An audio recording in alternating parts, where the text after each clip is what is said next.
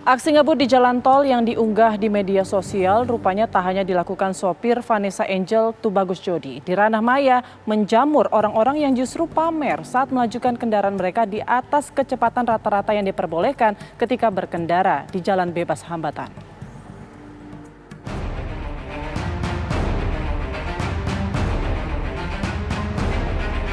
Masih segar dalam ingatan publik saat sopir selebritas Vanessa Angel Tubagus Jodi mengunggah IG story saat dia mengendarai mobil dengan kecepatan tinggi di jalan tol yang akhirnya menyebabkan kecelakaan yang menewaskan Vanessa dan suaminya Bibi.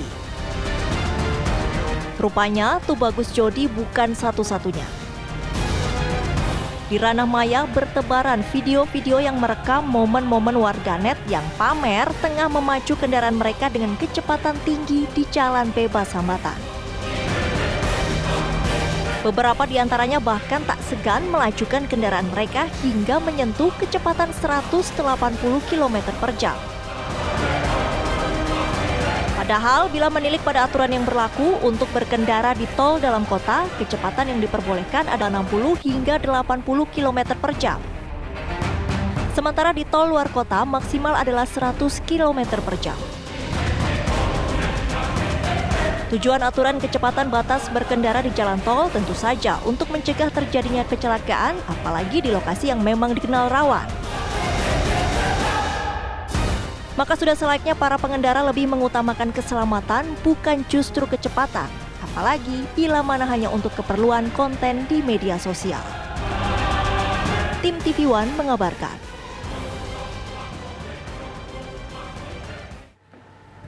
Mengunggah aksi kebut-kebutan di jalan tol kian ramai di media sosial. Lantas bagaimana pemangku kepentingan melihat fenomena tersebut? Kami sudah terhubung dengan Dirkamsel Korlantas Polri, Brigjen Pol Krisnanda. Selamat sore Pak Dir. Selamat sore Mbak Putri. Iya Pak Dir, ini ramai sekali orang-orang dengan bangganya memposting sedang kebut-kebutan di jalan. Bagaimana Korlantas melihat fenomena ini? Ya, yang pertama kita semua harus punya suatu pandangan atau suatu spirit bahwa ketika kita berlalu lintas, kita ini bisa menjadi korban, bisa menjadi pelaku yang merusak, menghambat, bahkan mematikan produktivitas kita dan orang lain. Karena kita ketika berlalu lintas ugal-ugalan, kebut-kebutan, bahkan pamer kebut-kebutan di media sosial, tentu ini sangat membahayakan bagi dirinya dan orang lain.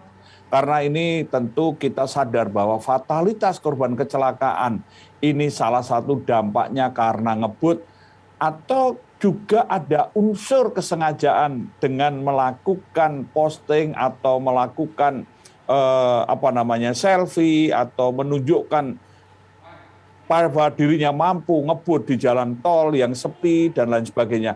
Ini akan berdampak fatal karena akan mengganggu konsentrasi. Dan ketika terjadi permasalahan atau kecelakaan atau hal-hal lain, ini juga selain bisa berdampak ada korban jiwa, juga bisa berdampak korban luka berat atau cacat, atau bahkan terjadinya kemacetan yang sosial cost-nya sangat tinggi.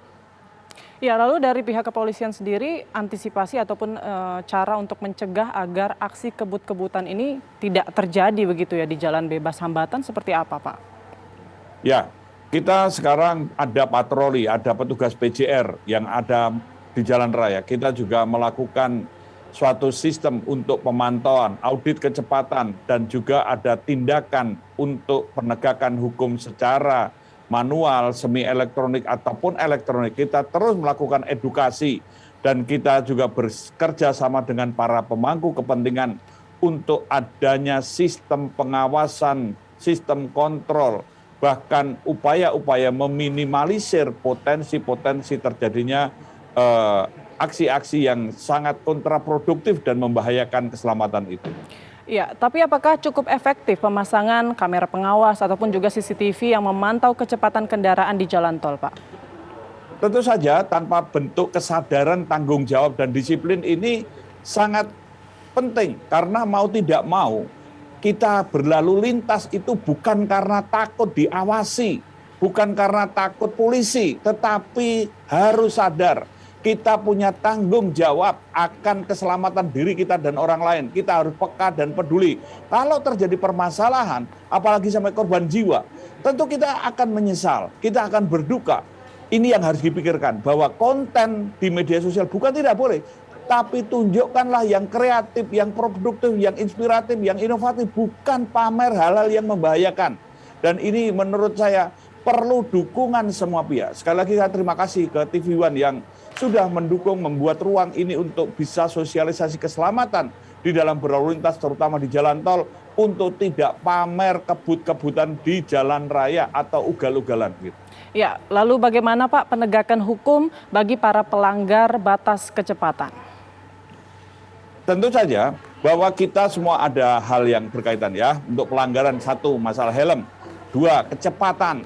3, yang berkaitan dengan seatbelt. 4, ini drink driving atau menggunakan narkoba atau minuman keras saat berkendara. Ugal-ugalan, melawan arus, menggunakan alat atau perangkat atau sesuatu yang dapat mengganggu konsentrasi saat berkendara. Dan juga child restraint, anak-anak di dalam kendaraan yang aman selamat. Dan juga melawan arus atau hal-hal yang lain, anak-anak di bawah umur yang mengendarai kendaraan bermotor di jalan raya. Menerobos alat pengatur lalu lintas atau traffic light.